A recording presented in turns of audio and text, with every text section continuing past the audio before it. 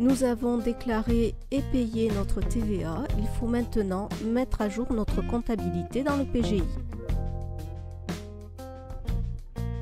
La première écriture à saisir est celle de la liquidation de la TVA pour la période. Donc nous allons dans écriture comptable, pièce comptable, puis nous saisissons l'écriture correspondante.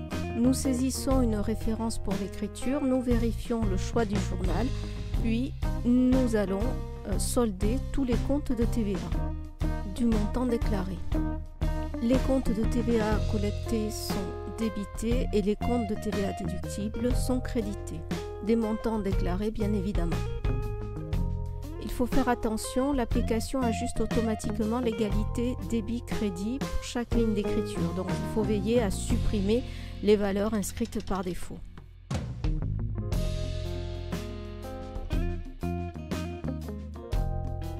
Nous continuons sur le même principe pour la TVA déductible.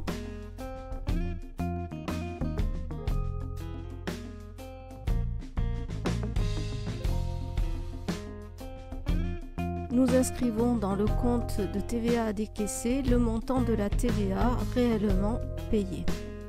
Ce montant se trouve dans la déclaration, bien évidemment, il n'y a pas de centimes.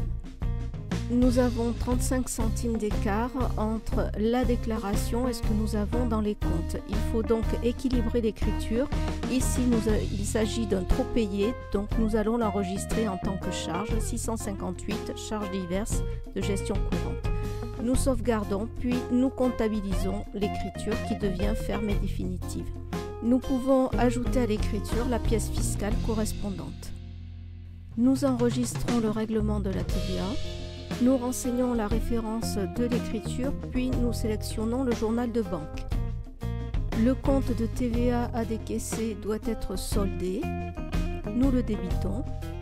Nous ajoutons un libellé un peu plus précis à cet enregistrement comptable, ici le numéro du virement. Nous saisissons le montant réellement payé, puis nous allons créditer le compte banque pour matérialiser la sortie d'argent. Dans un premier temps, nous sauvegardons l'écriture pour la vérifier, puis nous la comptabilisons. Elle devient ferme et définitive, nous ne pouvons plus la modifier.